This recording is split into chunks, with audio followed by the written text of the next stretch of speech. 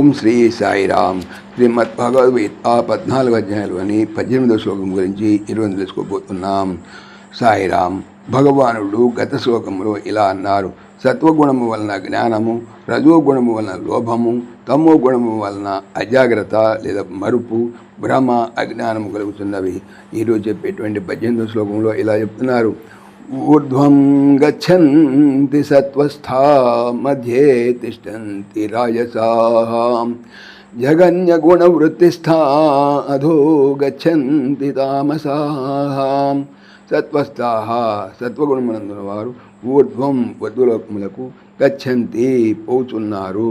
రాజసాః రజోగుణము గలవారు మధ్యే మధ్యమగు మనుషులోకమునందు తిష్టంతి ఉండుతున్నారు, అంటే జన్మించున్నారు. జగన్య గుణ వృత్తిస్థాః నీచ గుణ ప్రవృత్తి గల తామసాః తమోగుణము గలవారు అధః క్రింది లోకములకు అనగా నీచములకు పశ్చాది జన్మలకు గచ్చంతి పోతున్నారు.